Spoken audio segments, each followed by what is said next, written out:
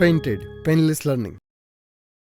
હવે આપણને કીધું એક જથ્થો 144 બોલ પેન ધરાવે છે, પછી તેમાંથી 20 ખામીયુક્ત અને બાકીની સારી પેન છે. 144 માંથી 20 ખરાબ છે, તો સારી કેટલી પેન હોય? તો અહીંયા લખું છું સારી પેન અથવા તો ખામી વગરની પેન, એમ લખી શકાય. વેઇટ સ્કીપ નહીં કરતા, તમારા ફાયદાની વાત છે. ધોરણ 10 ની અંદર આવ્યા છો, બોર્ડની પરીક્ષા આપવાની છે, જોરદાર રિઝલ્ટ લાવવું છે, તો પેન્ટેડ એપ્લિકેશન ડાઉનલોડ કરો અને ચેમ્પિયન બેચ લોન્ચ થઈ ગઈ છે. ચેમ્પિયન વિદ્યાર્થી સાથે ભળી જાઓ. આ લાઈવ લેક્ચરની અંદર ગણિત, વિજ્ઞાન, સમાજ, ઇંગ્લિશ, ગુજરાતી બધુંય ભણાવીએ છીએ. અનમ્યુટ કરીને ઘરેથી બોલીને ડાઉટ પૂછી શકો અમારા લાઈવ લેક્ચરમાં. અને તમારે ટ્રાય કરવી છે, ખાલી 300 રૂપિયા આપીને મહિનો દિવસ ટ્રાય કરો ને પછી મજા આવે તો આગળ જોડાવો. તમે એમ કહો સાહેબ તમારું રિઝલ્ટ આ છે, મારી પાછળ રિઝલ્ટના ફોટા જોઈ લો અમારા ટોપર્સ, અને તમે ચેમ્પિયન બનવા માંગતા હો ચેમ્પિયન બેચ સાથે જોડાઓ. 144 તો ટોટલ પેન છે, એમાંથી 20 ખામી વાળી છે, તો સારી પેન કેટલી છે? 124. નમન ખરાબ પેન કેટલી છે? 20. તો અહીંયા લખું છું ખામી વાળી પેન કેટલી છે ભાઈ? 20. હાલો ભાઈ, ટોટલ કેટલી થાય ક્રિશ? 100 ને હા કે ના?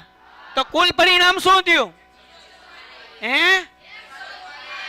પાકું? આગળ વ્યા જઈએ. દાખલામાં આગળ શું કીધું? વાત તો ભાઈબંધ પઠાણ. જો પેન હારી હોય તો જ ખરીદે ને, કઈ ખરાબ લઈને તો જાય નહીં, બરાબર? કે નૂરી હોય કે બોલો, કે પછી અમારે ભૂરો હોય? પેન હારી હશે તો જ ખરીદ છે, કે પછી ભૂરી હોય? પેન ખરાબ હશે તો ખરીદ છે, બરાબર? હાલો આગળ વાંચ. પછી શું કીધું? ખરીદ છે નહીં. પછી દુકાનદાર યાદચ્છિક રીતે એટલે હું બોલો અઠ્ઠે ગઠ્ઠે એક પેન ઉપાડે છે, લે છે. પછી આગળ હું કીધું ભાઈ? તે પેન ખરીદ છે તેની સંભાવના કેટલી? ભાઈ પેન ક્યારે ખરીદે? હારી હોય તો ખરાબ, સારી હોય તો સારી પેન કેટલી? કુલ પેન કેટલી? તો જવાબ શું આવે? આવડી ગયું, હાથે કરી નાખશો હા કે ના? પણ તોય હું કરાવું, મને તમારા ઉપર વિશ્વાસ જ નથી ને, તમે હાથે કરો એમ. ઘટના એ બરાબર નૂરી પેન ખરીદ છે, તો પી ઓફ એ બરાબર એમના છેદમાં એન. હવે અહીંયા જુઓ, એમના છેદમાં એન. હવે એમ તો નૂરી પેન ક્યારે ખરીદ છે? સારી હોય. સારી પેન કેટલી છે? હા સારી, જોજો 124. કુલ પેન કેટલી? 144. હાલો હવે છેદ ઉડાડવાના છે, બરાબર ને? કેમ કરશું? અડધા અડધા કરવા. 124 ના અડધા, જો 12 ના અડધા 6, 4 ના અડધા 2, બરાબર? પછી 144 ના 72, 72 ના અડધા 36, 62 ના અડધા.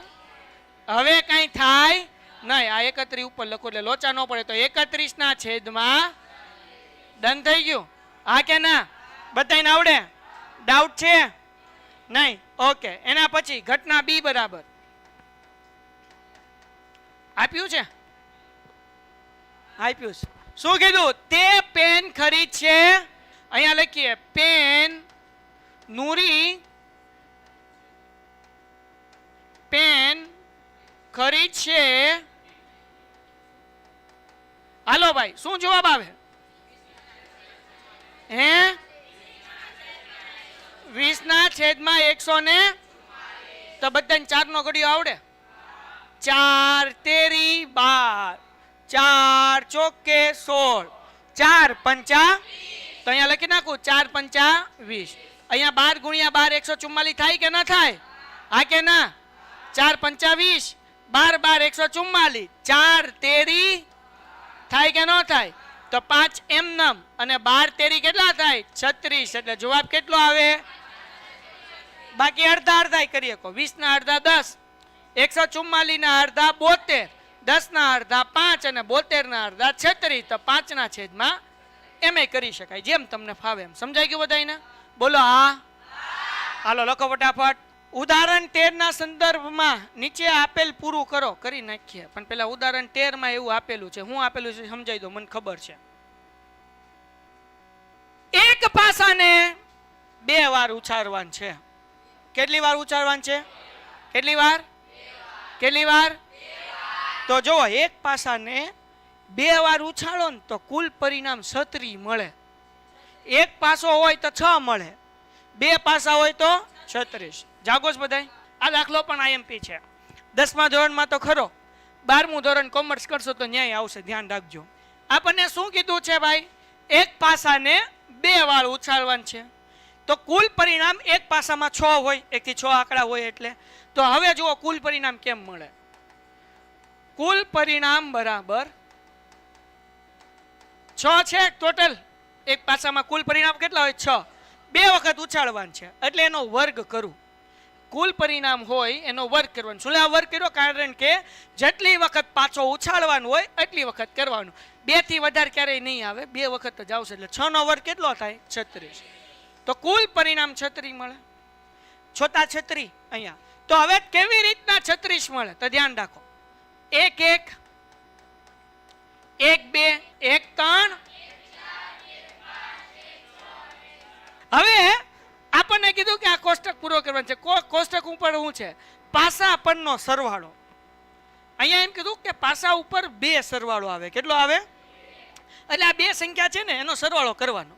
તો જુઓ હવે 2 સરવાળો આવતો એવા પરિણામ કેટલું? 1 + 1 2.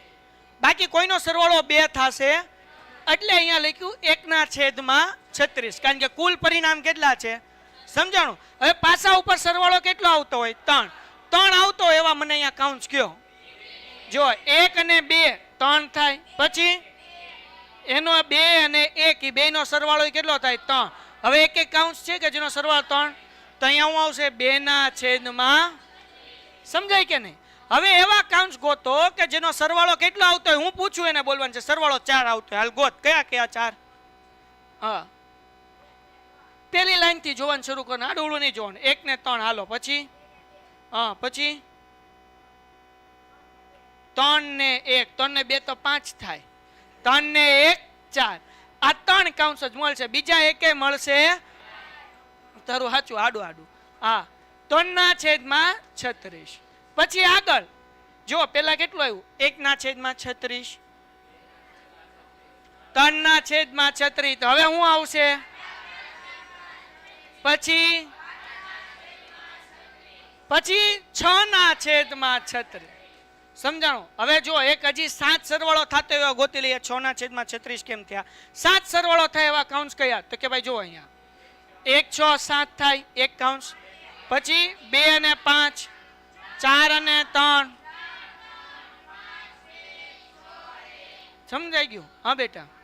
તો 7 સરવાળો આવતો હોય એવા કેટલા થયા? 1 2 3 4 5 અને 6. એટલે 6/36. બરાબર? હા કે ના? આગળ વ્યા જાય, ધ્યાન રાખો. હાલો, હવે જેનો સરવાળો 8 આવતો હોય તો હવે ગાડી જો પાછી મારી. 6 ની બદલે કેટલા થયા? 5/36. હવે ગાડી પાછી જાય. હવે શું આવે? પછી અને 12 નો સરવાળો આવે એવું એક જ કાઉન્ટ છે. 6 + 6 12. બીજા કોઈનો સરવાળો 12 થાય. કાઉન્ટ પૂરું થઈ ગયું? હા કે ના?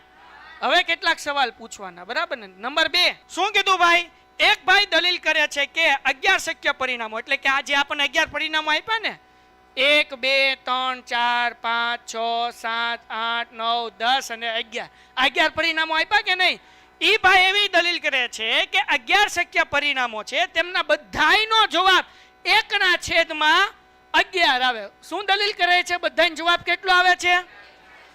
તો ઈ ભાઈ દલીલ સાચી કે ખોટી? હે?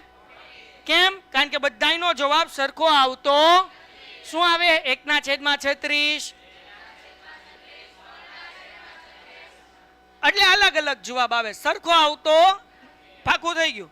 હવે આને આ દાખલો તમને પરીક્ષામાં કઈ રીતે પૂછાય સમજાઈ દઉં. ભાઈ એક પાસો 2 વખત ઉછાળવામાં આવે છે. પાસા પરનો સરવાળો 8 આવતો હોય એની સંભાવના શોધો. તો કેટલો જવાબ આવે? કેટલા છે? કેટલા? સમજાણું કે નહીં? પાસા પરનો સરવાળો 13 આવતો હોય એની સંભાવના 0. કેવી ઘટના? પાસા પરનો સરવાળો 12 કે 12 થી ઓછો આવતો એની સંભાવના ચોક્કસ ઘટના. 36 ના છેદમાં બધાયનો જવાબ જે છે 12 કે 12 કરતા ઓછો આવે છે. હા કે ના?